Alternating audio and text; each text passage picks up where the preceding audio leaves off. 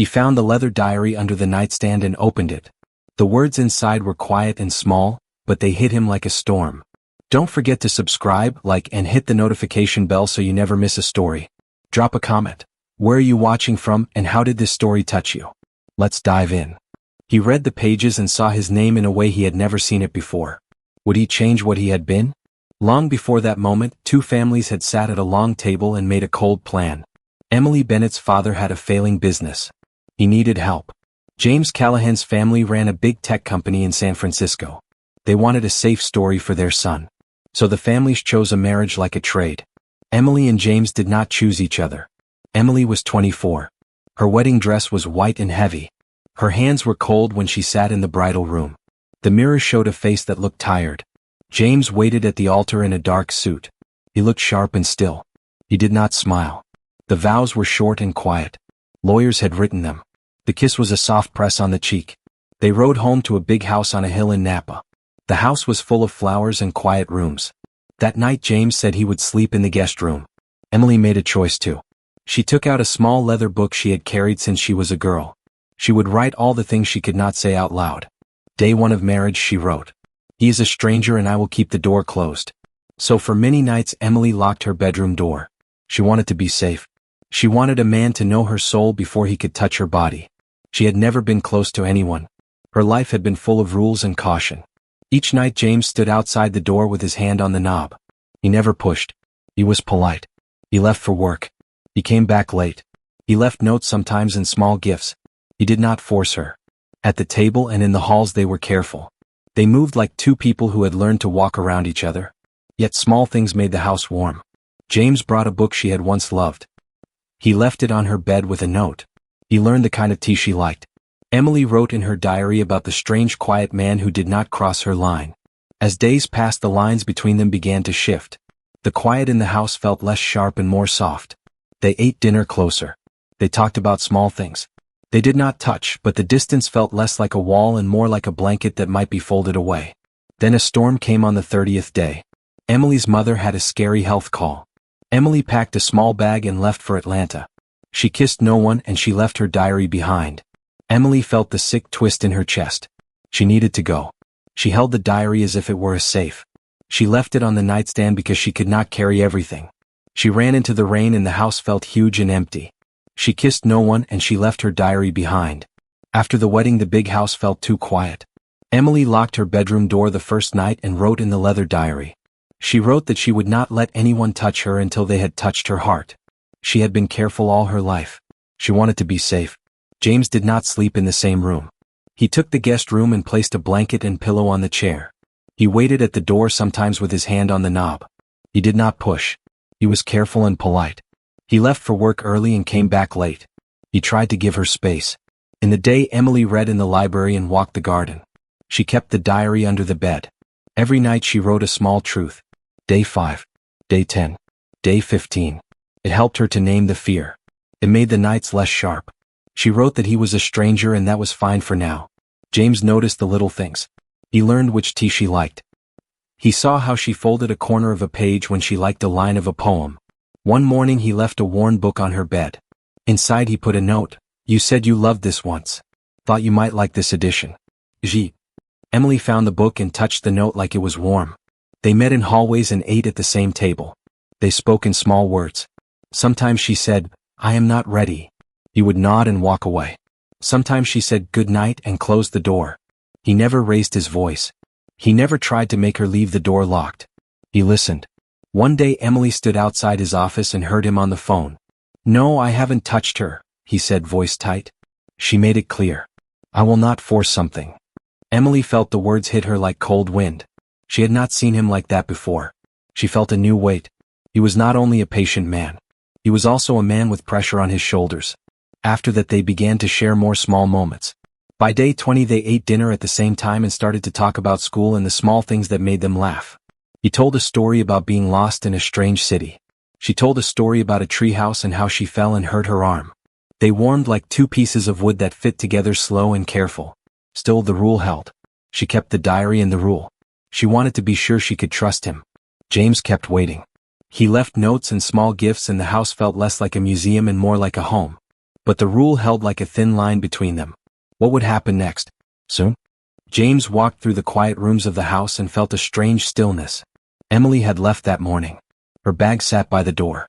He went to the master bedroom to get his charger. When he reached under the nightstand, his hand touched a thin leather book. A red ribbon peeked out. He froze. He should not have opened it. He knew that. But he did. He read the first line. Day 1 of marriage. He's a stranger and I am a stranger to him. The words felt like sharp small stones. He turned the pages. Each line held a small truth. Day 2 he is not cruel. Day 5 he brought me coffee. Day 10 he waits outside the door like he hopes I'll change. Day 19 if only he asked about my favorite poem. Emily wrote about fear. She wrote about needing to be seen. He read the words and felt a quiet ache. The pages showed him that he had been careful but not real. He had been polite and respectful. He had not pushed.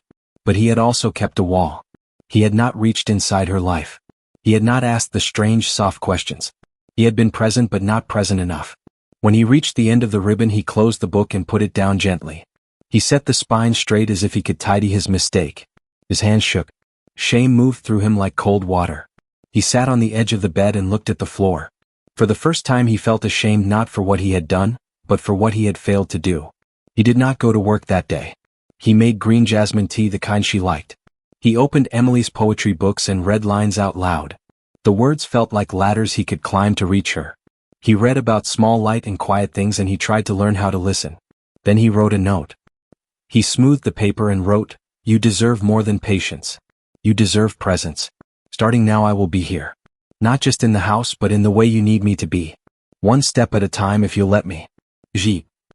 He left the note on her nightstand beside the diary. He pressed his thumb on the ink until it dried. But the diary had shown him another question. He had read what she had written in secret.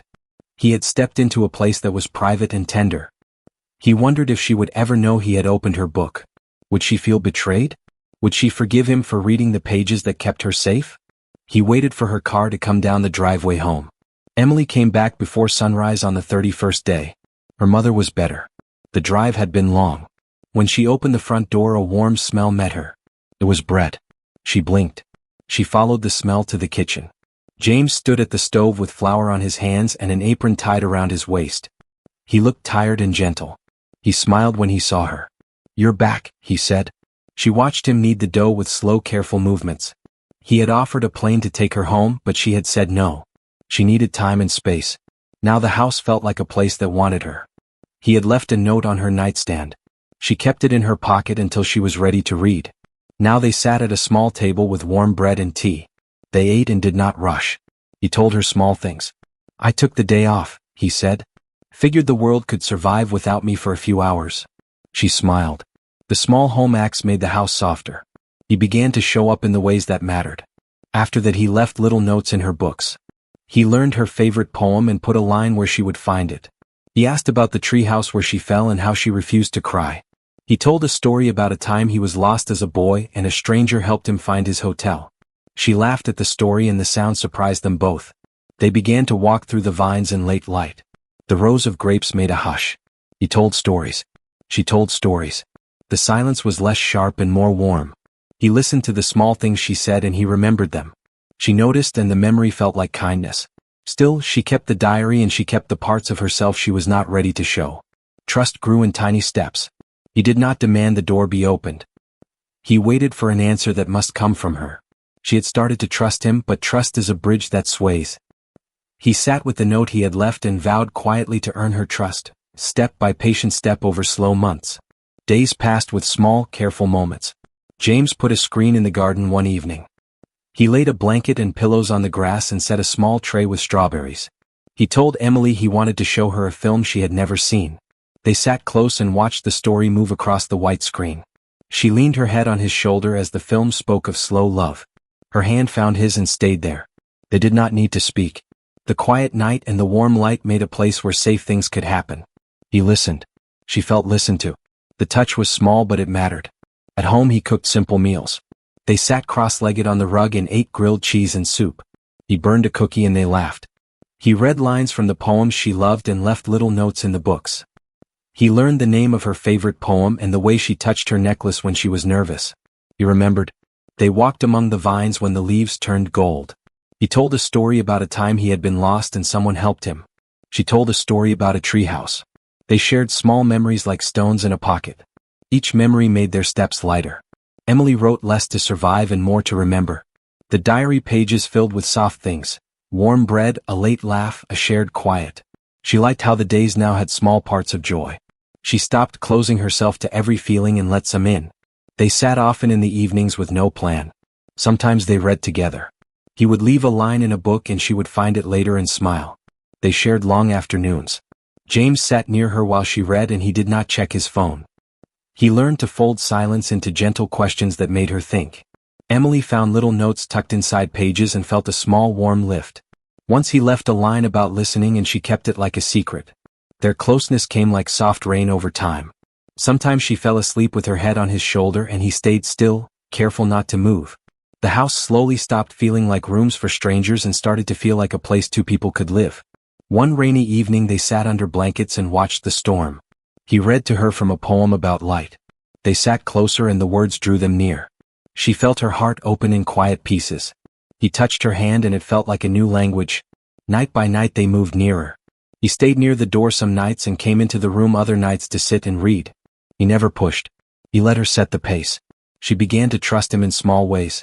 Her locks stayed on the nightstand more often than on the door. On the 40th night James came to her room with his heart in his chest. He knocked softly and she opened the door a little. The air held a hush. "I'm not ready," she whispered. He turned to leave. Then she stopped him with a single honest line. "I want this," she said. His breath caught and the world held its breath with them. Would the things they had built be enough to cross the last quiet line? The garden lights made soft circles on the grass. James had set a blanket and candles and a small tray. Emily stepped outside and he reached for her hand. She let him hold it. The night felt gentle and safe. They lay under the stars and watched the film on the screen. The story of slow love matched the slow way they had learned each other. She felt ready because she had found a place she could trust. He looked at her like someone who had found home. Inside they moved with care. They were shy and full of small laughs. They let each touch be patient. Clothes came off slowly. The moments were quiet and kind. They called each other by name and whispered. When they made love it was warm, slow and soft. Each moment felt earned. After they lay close and did not speak. The silence held everything they could not say. In the morning light Emily watched James sleep and felt peace. She reached for her diary and opened a new page. She wrote the truth she had carried for weeks.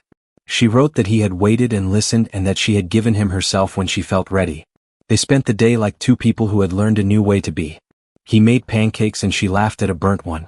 He read a poem and she smiled at a line he had learned. They walked the rows of vines and planted a small herb patch near the kitchen. The days that followed were slow and full of small work. They argued sometimes about dishes and about work and about little things that mattered.